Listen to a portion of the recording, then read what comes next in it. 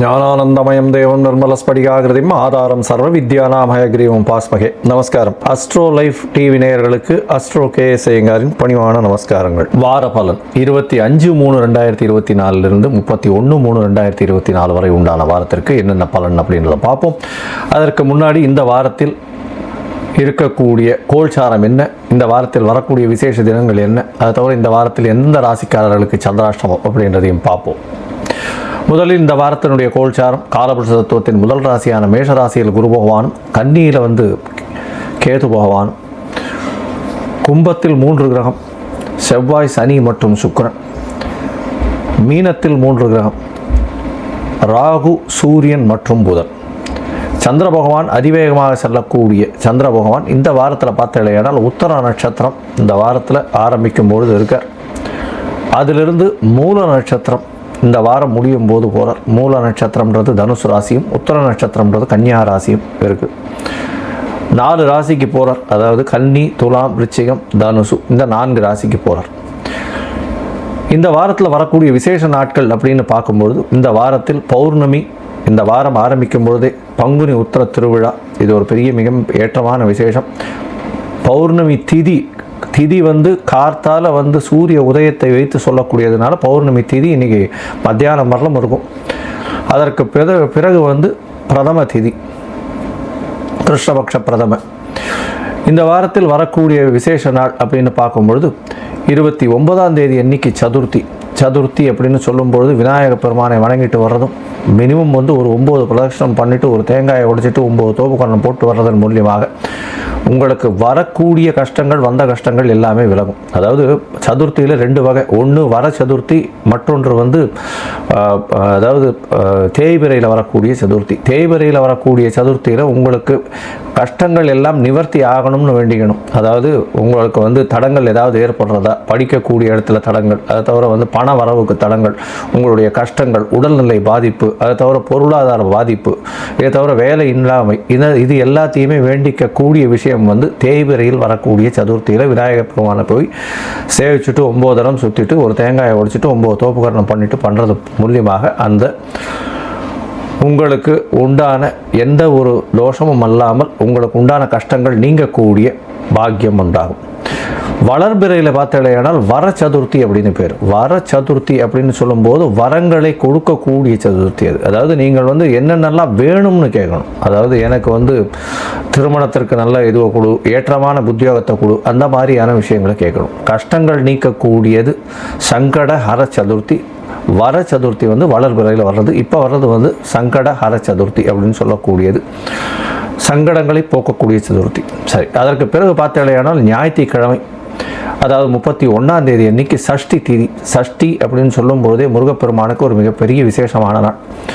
சஷ்டியில் விரதம் இருந்தால் அகப்பையில் நிச்சயமாக குழந்தை பாக்கியம் ஏற்படும் அப்படின்றது விசேஷம். அதனால் இந்த காலகட்டத்தில், அதாவது சஷ்டி திதி, எல்லா சஷ்டி திதிகளிலும் விரதம் இருக்கிறது ரொம்பவும் விசேஷம். குழந்தை பிராப்தி வேணும்னு பார்க்குறவங்க, அதை தவிர எதிரிகள் அற்ற நிலை இருக்கணும் அப்படின்னு நினைக்கிறவங்க, அதை தவிர கஷ்டங்கள் போகணும்னு நினைக்கிறவா சஷ்டி திதியை முக்கியமாக கொண்டாடணும். சஷ்டி திதியில் விரதம் சாயந்தரம் முருகப்பெருமானின் அபிஷேகம் அது எல்லாத்தையும் பார்த்துட்டு அதற்கு பிறகு தான் போஜனம் செய்யணும். அது மாதிரி சஷ்டி திதியில் விரதம் இருப்பாள். இந்த வாரத்தில் பார்த்தீங்கன்னா எந்தெந்த ராசிக்காரர்களுக்கு சந்திராஷ்டமம் அப்படின்னு பார்க்கும்போது கும்பம், மீனம், மேஷம், ரிஷபம் இந்த 4 ராசிக்காரர்களுக்கு சந்திராஷ்டமம். சந்திராஷ்டமம்னா உங்களுடைய பிறந்த ராசியிலிருந்து 8ஆம் இடத்தில் சந்திர பகவான் மறையும் பொழுது சந்திராஷ்டமம்னு சொல்கிறோம். ஏன் சந்திராஷ்டமம் இவ்வளோ முக்கியத்துவம் பெறுறது அப்படின்னா, சந்திர பகவான் மதிக்காரகன். அவன் மறைந்திருக்கக்கூடிய காலகட்டத்தில் தவறான முடிவுகள் எடுக்கக்கூடும். அதனால் புதிய முயற்சிகள் வேண்டாம், வெளியூர் வெளிவானில் பிரயாணம் வேண்டாம், தேவையற்ற யாருக்கு ஜாமீன் கையெழுத்து போடுறது, இந்த மாதிரியான விஷயங்கள் பண்ணாதீங்க. சரி, இந்த வாரத்தில் பார்த்தீங்கன்னா மேஷம் முதல் மீனம் வரை 25/3/2024 31/3/2024 வரை எப்படி இருக்குது அப்படின்றத பார்ப்போம். அதற்கு முன்னாடி என்னுடைய மொபைல் நம்பர் ஸ்க்ராலிங்கில் இருக்கோம். உங்களுக்கு அஸ்ட்ராலஜிக்கல் கன்சல்ட் தேவைப்பட்டதுன்னா நீங்கள் எனக்கு ஃபோன் பண்ணிவிட்டு ஃபோன் பண்ணுங்க, உங்களுக்கு அப்பாயின்மெண்ட் தரேன்.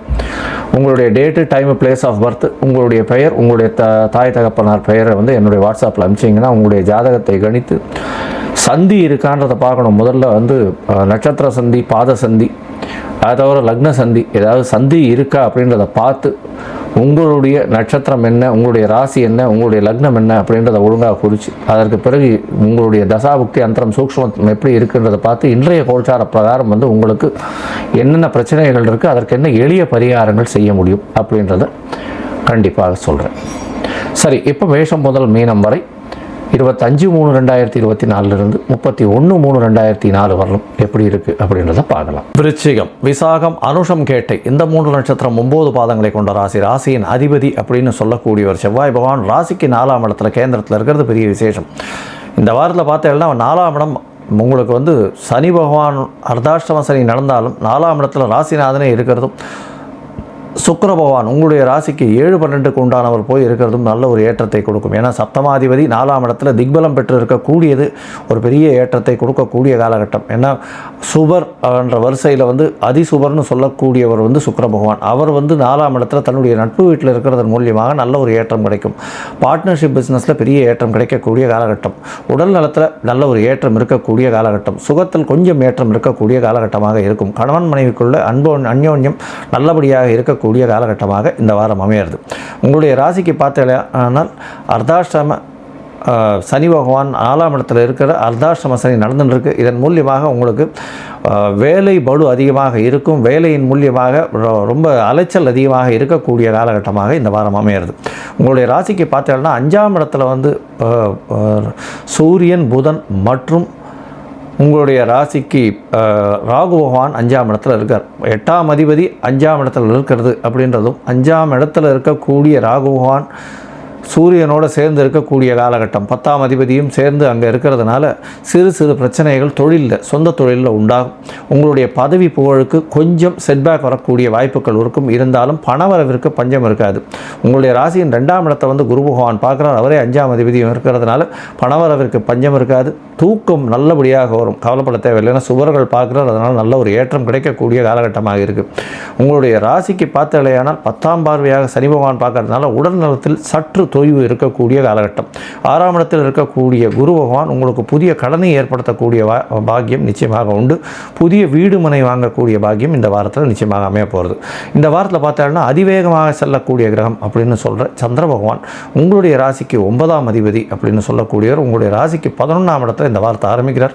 25/3/2024 31/3/2024 வரை உண்டான வாரத்தில் சந்திர பகவான் 27ஆம் தேதி அதிகாலை 3:30 மணி வரலும் இருக்கக்கூடிய காலகட்டம். 11ஆம் இடத்துல இருக்கார்.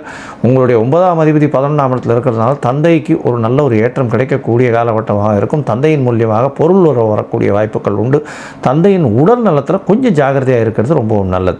உங்களுடைய ராசிக்கு 10ஆம் இடத்துல சந்திர பகவான் போகிறார். அது வந்து 29ஆம் தேதி அதிகாலை ஒரு 3:30 மணியிலிருந்து 27ஆம் தேதி அதிகாலை 3:30 மணியிலிருந்து 29ஆம் தேதி அதிகாலை 12:30 மணி வரலும் இருக்கக்கூடிய காலகட்டம். இந்த காலகட்டத்தில் உங்களுடைய ராசிக்கு 12ஆம் இடத்துல சந்திர பகவான் மறைந்திருந்தாலும் குருவினுடைய பார்வையில் இருக்கிறதுனால குரு சந்திர யோகம் அமைகிறது. கஜகேசரி யோகம் அமையக்கூடிய காலகட்டம். முயற்சிகளில் வந்து நல்ல ஒரு வெற்றி கிடைக்கும். படிக்கக்கூடிய மாணவர்கள் 4ஆம் இடத்துல சனி பகவான் இருக்கிறதுனாலையும் 6ஆம் இடத்துல குரு பகவான் மறைஞ்சு இருக்கிறதுனாலையும் ஒரு தடவைக்கு 10 தரம் படிக்கிறது ரொம்பவும் நல்லது. ஏன்னா மனக்லேசங்கள் இருக்கும். மனசில் வந்து குழப்பங்கள் கொஞ்சம் அதிகமாக இருக்கக்கூடிய காலகட்டம். அதுவும் 12ஆம் இடத்துல சந்திர பகவான் போகும்போது நிச்சயமாக மனக்குழப்பங்கள் ரொம்ப அதிகமாக இருக்கும். தூக்கமின்மை வரக்கூடிய வாய்ப்பு உண்டு.